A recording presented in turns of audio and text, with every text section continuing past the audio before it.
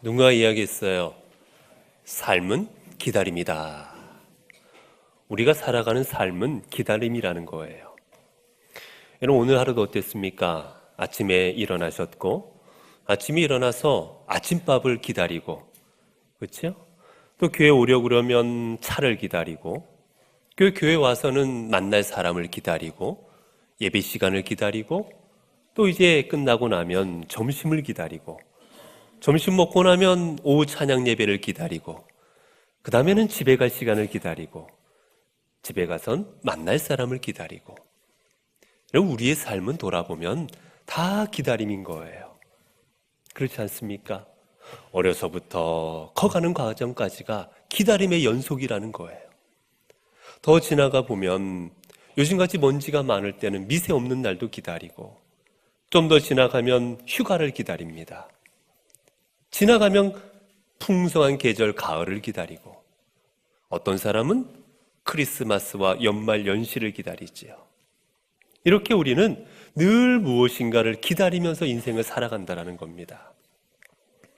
근데 여러분, 중요한 것은요, 기다림을 통해서 우리의 삶이 완성되어 간다는 거예요. 여러분, 우리가 자녀를 얻으려고 하면 자녀가 그덕 얻어지는 게 아닙니다. 10달이라는 그 기다림을 통해서 한 생명이 완성이 되는 거예요. 우리가 가을에 과일을 먹거나 요즘에 어떤 과일을 먹으려고 하면 이 과일이 1년을 기다리거나 일정 기간 동안을 기다려야 먹을 수 있는 겁니다. 우리의 자녀들 어떻습니까? 아이가 태어났다고 곧바로 아이가 다 자기 일들 알아서 하나요? 이 아이가 스스로 자라서 자기가 말을 하고 스스로 공부하고 스스로 인생을 개척해 나아갈 때까지 부모는 오랜 시간을 기다려줘야만 합니다. 그 기다림을 통해서 자녀의 삶이 완성되어 나가는 거예요. 여러분, 성경에도 보면 수많은 역사적 사건들, 그리고 수많은 하나님의 사람들이 다 이 기다림을 통해 완성되어 나갑니다. 이런 모세라는 사람이 한순간에 완성된 게 아니었어요. 하나님께서 80년의 기간을 그를 기다려 주십니다. 하나님의 사명을 감당해 온전한 사람으로 80년 동안 그를 기다려 주셨어요. 이스라엘 민족이 하나님 저희를 구원하여 주십시오라고 그들이 간절히 기도했지만 그들은 400년의 시간을 기다려야만 했습니다.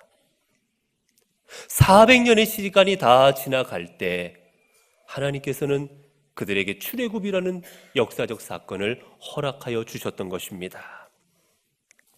이처럼 우리의 삶은 내가 무엇인가를 기다리고 그 기다림을 통해서 때가 찰 때 하나님께서 완성시켜 주는 것, 그게 우리의 인생인 겁니다. 여러분, 우리가 이 기다림이라는 것을 생각할 때 우리가 두 가지 중요한 게 있어요. 하나는 우리가 무엇인가를 기다리려고 하면 확신이 있어야 된다는 겁니다. 신뢰가 있어야 된다는 거예요. 내가 내 자녀가 건강하게 태어나고 이 아이가 하나님의 사명을 감당하고 이 아이를 통해서 하나님께서 놀라운 역사를 이루실 것이라는 그 기대가 있고 확신이 있을 때 아이를 뱃속에 놓고 10달을 기다릴 수 있는 거 아니겠습니까? 내가 누군가를 기다린다면 그 사람이 분명 정해진 시간에 와서 나를 만나줄 것이라는 확신일 때 기다리는 거잖아요. 여러분, 그렇게 오늘 성경에서 하나님께서 약속하신 것을 기다리라. 사람의 기다림이 아닌 하나님께서 약속하신 것을 기다리는 이 기다림이 우리에게 소중한 것입니다.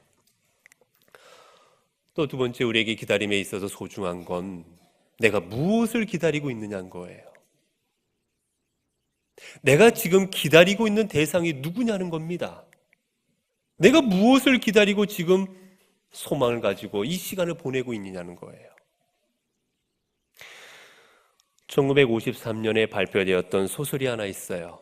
사무엘 베케트라는 사람이 지은 고도를 기다리며라는 조금은 난해한 이야기입니다. 난해한 글인데 내용을 읽어보면 무슨 얘기인지를 모르겠어요. 참 난해한 내용입니다.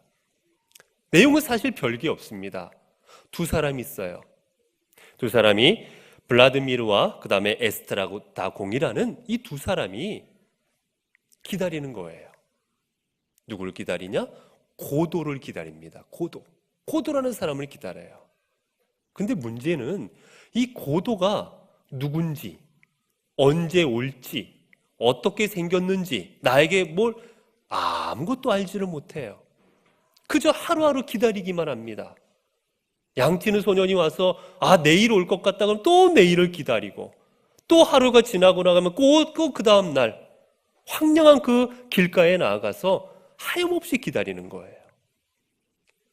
기다리다 오지 않으면 우리 목매달고 여기서 인생을 마감하자, 그러면서도 하루하루 계속 기다립니다.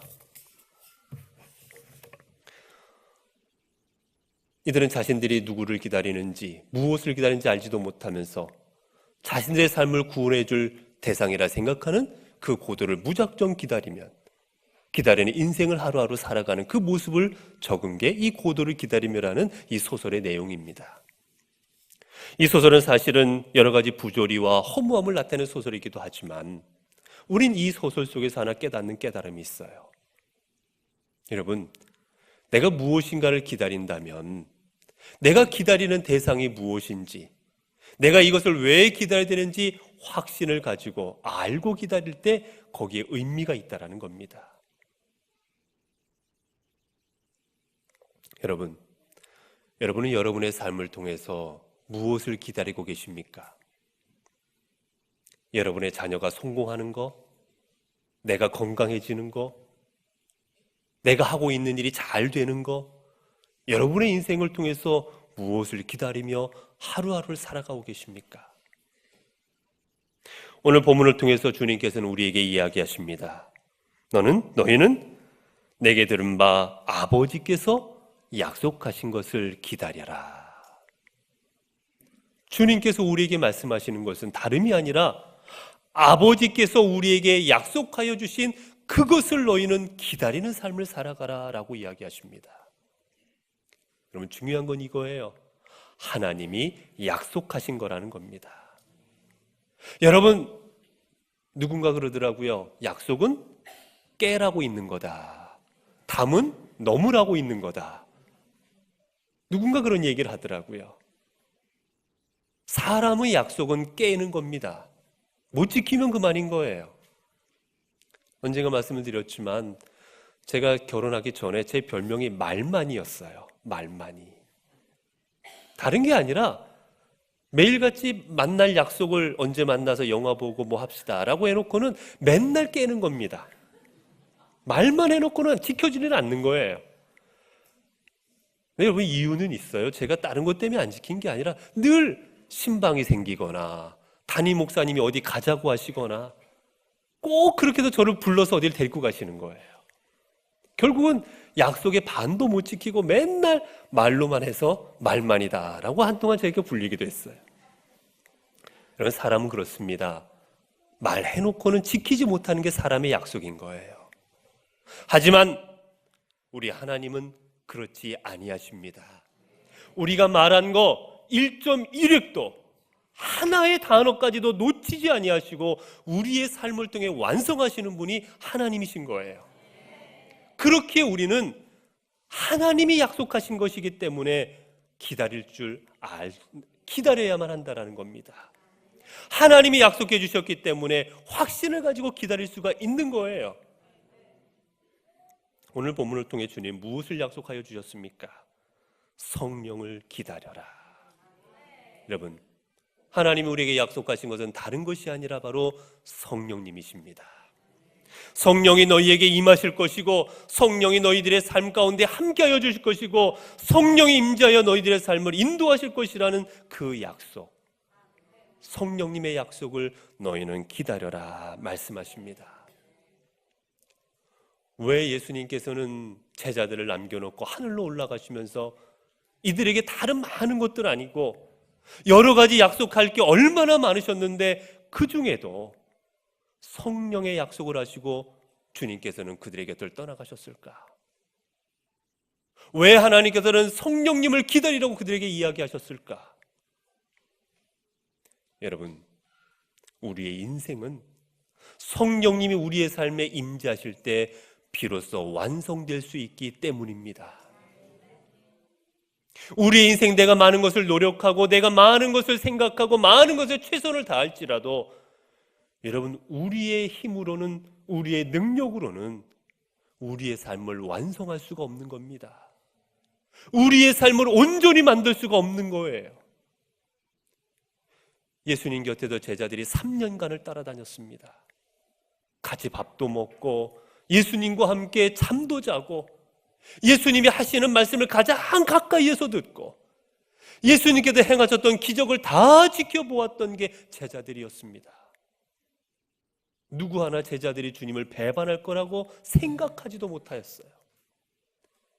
베드로는 주님 앞에 고백합니다. 주님, 죽을지언정 주님을 배반하지 않습니다.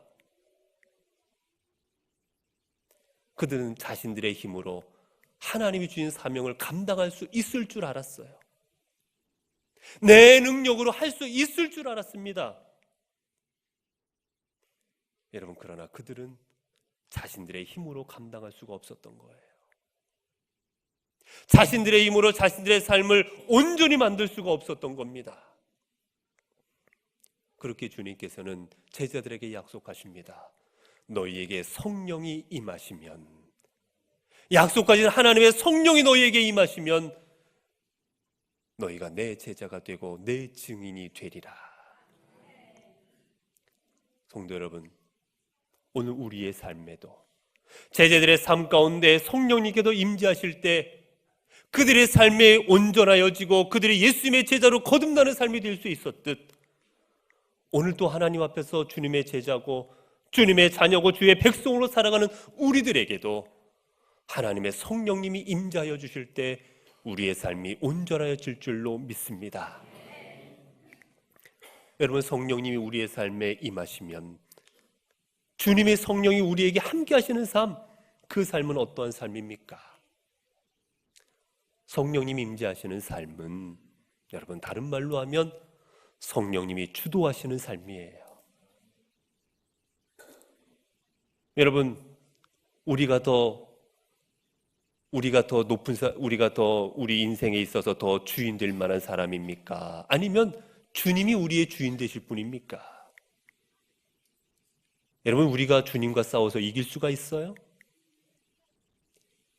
주님께서 우리의 삶에 임재하신다면 우리는 우리의 삶을 온전히 성령님께 내어드리는 겁니다. 주님, 내 삶은 주님 겁니다. 내 인생은 주님의 것입니다. 주님의 뜻대로 사용하옵소서.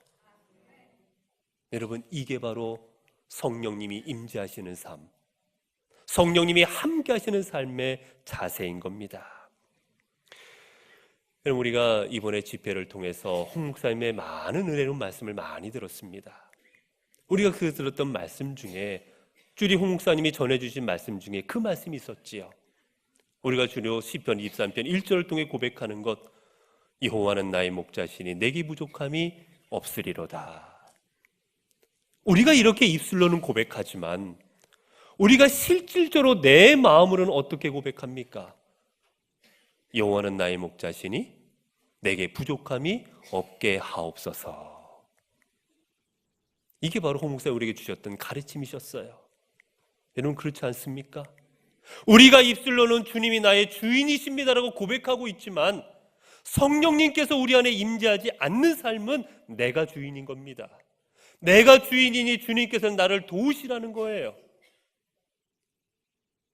성령님이 우리 안에 임재하여 주실 때, 우리가 우리의 삶을 하나님 앞에 성령님께 내어 맡겨드릴 때 우리의 삶의 주인은 내가 아니라 성령님이 되시는 겁니다. 그리고 성령님이 인도하시고 주장하시고 이끄시는 거예요. 여러분, 제자들의 삶이 어땠습니까? 성령님이 이끄시는 삶이 되고 성령님이 주인 되시는 삶이 될 때 그들의 삶은 놀라운 변화가 일어납니다. 이전에는 어떻게 하면 내 목숨을 보존할 수 있을까? 어떻게 하면 내가 잘 먹고 잘 살 수 있을까? 어떻게 하면 사람들 앞에 높아질 수 있을까? 이게 제자들의 고민이었지만, 그리고 그들의 삶은 나를 보호하고자 두려움에 떨어서 다락방에 문을 걸어 잠그고 그 안에서 숨어 있었지만 성령님이 그들에게 임재하시고 성령님이 그들의 삶의 주인 되어 주실 때 여러분, 그들은 더 이상 두려움이 사라집니다. 내 인생은 하나님의 것이라는 것을 깨닫게 되었을 때 그들은 눈에 보이는 종교 지도자들이 무섭지를 않습니다. 내 목숨을 앗아간다고 손칼로 위협하는 저들의 위협이 내 삶의 위협으로 다가오질 않습니다. 왜 그렇습니까? 이제는 내 삶이 아니라 주님의 삶이기 때문입니다. 하나님이 데려가시면 가는 것이고 하나님이 사용하시면 사용하시는 것이고 하나님의 뜻대로 하실 것이기에 나는 내 모든 것을 내가 맡겨드리면 되는 것이기에 제자들은 담대하게 하나님 앞으로 나아갈 수가 있었던 것이에요. 이게 바로 성령 주도적인 사람의 삶인 것입니다. 여러분 어떤 인생을 살아가시겠습니까? 내 인생을 요만큼의 능력도 안 되고 요만큼 아무것도 감당할 수 없는 내 힘 가지고 내 능력 가지고 이 땅 살아가시겠습니까? 내가 주도하는 인생을 살아가시겠습니까? 아니면 천지를 주관하시고 천지를 창조하시고 이끄시는 그 하나님의 능력으로 살아가시겠습니까? 여러분, 제자들이 그랬던 것처럼 우리도 우리의 모든 인생을 주님께 맡겨드리고 내 인생의 주님이 주인이시라는 사실을 기억하며 성령님이 주도하시는 삶으로 살아가야만 하겠습니다. 오늘도 성경에 보게 되면 2절에도 성령으로 명하시고 5절에도 보면 성령으로 세례를 받아라. 4절에도 보면 성령 아버지께서 너희에게 약속하신 것을 기다려라. 다 성령에 관한 이야기예요. 우리가 일반적으로 사도행전은 다른 말로 성령행전이다라고 이야기합니다. 성령께서 놀라운 일들을 이루어 가신 성령님이 행하신 일들을 기록해 놓은 책이다 해서 성령행전이다라고 우리가 이야기하기도 합니다. 성령님께서 우리에게 임재하실 때 우리의 삶은 성령 충만한 삶이 되는 겁니다. 성령님이 임재하시는 삶, 성령 충만한 삶, 여러분 그 삶은 어떤 삶이겠어요? 충만하다. 여러분 충자가 뭡니까? 가득 채워졌다는 얘기예요. 가득 채웠다는 얘기입니다. 여러분 성령님이 우리 안에 임재 우리가 성령 충만하다는 얘기는 내 안에 성령으로 가득 채워졌다라는 거예요. 여러분 지금 여러분은 무슨 생각하고 계십니까? 여러분의 마음에 내가 어떤 것을 담아두고 살아오고 계십니까? 자식 걱정, 그리고 앞으로 살아갈 걱정, 내 건강 어떻게 해야 되나, 올여름에 휴가는 어디로 가야 되나, 이런 수많은 생각 가지고 내 안을 채우고 살아가지 않습니까? 오늘 점심에는 뭘 먹을까, 저녁에는 뭘 먹을까, 이번 휴일에는 어디를 놀러 갈까, 이런 수많은 생각들을 우리를 채워나가고 살아가고 있잖아요. 때로는 좋은 것도 있고 때로는 악한 것도 있고 많은 것을 채우고 살아갑니다. 그런데 중요한 것, 성령 충만한 사람은 우리 안을 성령으로 채웁니다. 여러분 내 안에 성령으로 채워질 때 내 안에 악한 것들이 사라져가는 거예요. 여러분 선하게 살아가기 원하십니까? 여러분 하나님 앞에 온전하게 살아가기 원하십니까? 그렇다면 여러분의 삶을 성령으로 채우시기 바랍니다. 무디가 이런 잘 아는 미국의 유명한 부흥 강사였던 무디 선생님이 목사님이 이 집회를 하고 있었어요. 집회를 하고 있는데 한 번은 무디 강사님이 잔을 이렇게 갖다 놓으시더니요, 이렇게 잔을 딱 들어 보이시면서 이야기를 하십니다. 자, 이 잔에서 공기를 다 빼보라고. 이 잔에서 공기를 다 빼봐라 그렇게 이야기를 하는 거예요. 자, 이 안에 공기를 어떻게 다 뺄 수가 있겠습니까? 예? 그치요? 어떤 사람은 이야기하죠. 압축기로 해서 다 뽑으면 되고, 그치요? 여러 이야기들을 이야기합니다. 그러나 그 모든 것은 이 컵을 깰 수도 있고 손상을 줄 수도 있는 것들이죠. 그때가 부디 목사님이 여기다 주전자를 가지고 물을 다 따르는 거예요. 여러분, 이 안에 물이 다 찼으면 이 안에 공기가 있습니까? 없습니까? 없는 거지요. 그렇습니다. 우리 안에 성령님으로 채워질 때 우리의 죄악된 모습들, 우리의 욕망, 욕심, 이기심, 사탄이 주는 마음 다 없어져 버리는 겁니다. 그리고 성령님이 우리 함께 하신다, 성령 충만하다는 의미는 무엇일까? 여러분, 이 컵에 물이 있다라는 것, 물이 가득 차 있다라는 것, 제가 만약에 먹어버리면 물이 그만큼 없는 거지요. 이 안에 물이 차 있다는 얘기는요, 물이 계속 담겨져 있어야 된다는 얘기예요. 성령님이 우리 안에 계시다, 성령 충만하다는 얘기는 성령님이 계속해서 우리 안에 임재하고 계실 때인 거예요. 이번에 우리 홍 목사님께서 그 얘기를 많이 하셨죠. 옛날 얘기 우려먹지 말라고. 그치요? 옛날에 은혜 받았던 거, 옛날에 열심히 했던 거, 옛날에 뭐 했던 거 제발 그만 좀 우려먹으라고 이야기해 주셨잖아요. 여러분, 옛날 성령 충만했다고 지금도 충만한 게 아닌 거예요. 아까 이 잔이 거의 다 차 있었어요. 아까는 차 있었지만 지금은 차 있는 게 아닙니다. 제가 먹어버렸거든요.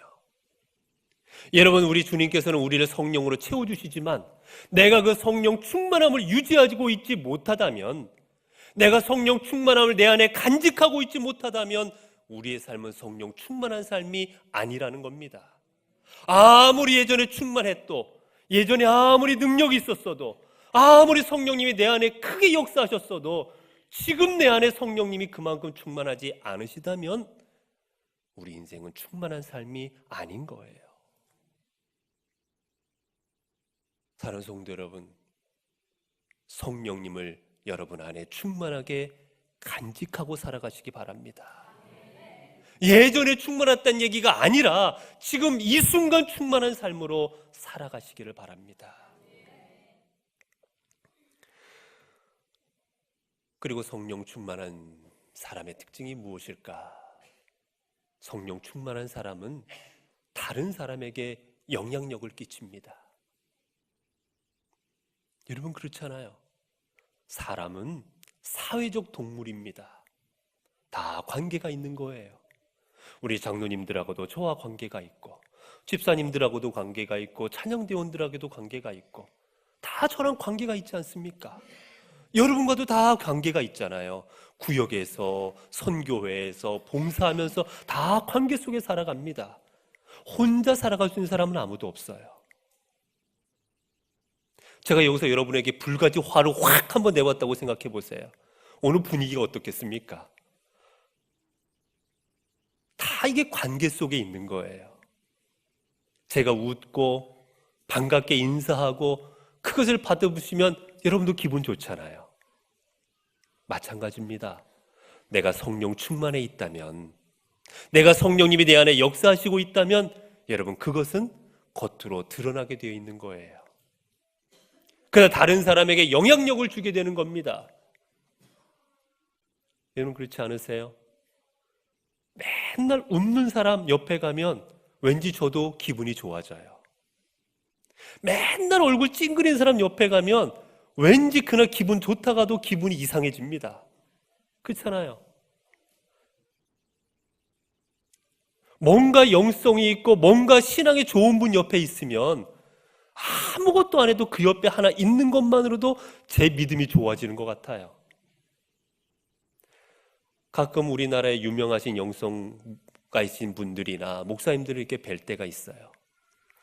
그저 그분 옆에 앉아 있기만 하는데도요, 왠지 오늘따라 레벨이 올라가는 것 같아요. 뭔가 제 안에 뭐가 이렇게 뭔가 채워지는 것 같은 느낌이 들 때가 있어요. 아무것도 안 했는데도. 성령은 역사하시기 때문이에요. 그렇기에 내가 성령 충만하다면 그 성령 충만은 역사함으로 나타납니다. 다른 사람들에게 영향력을 주게 되어 있는 거예요. 오늘 본문을 통해서 주님께서 우리에게 말씀하십니다. 이 성령님을 너희는 기다리고 이 성령을 너희는 받으라. 이 성령님이 우리 안의 삶에 임재하시는 삶이 될 때 오늘 본문을 통해서 우리에게 두 가지를 말씀하십니다. 너희가 권능을 받으리라. 성령께서 주시는 능력을 받으리라. 그 능력을 가지고 하나님의 사명을 감당하리라. 이게 주님이 주시는 약속입니다.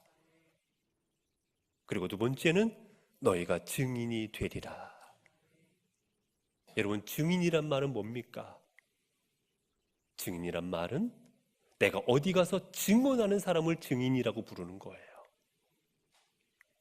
내가 무엇인가를 보았거나 내가 무엇인가를 들었거나 내가 무엇인가를 경험한 걸 가지고 사람들 앞에 사실 그대로 말하는 사람을 증인이라고 합니다.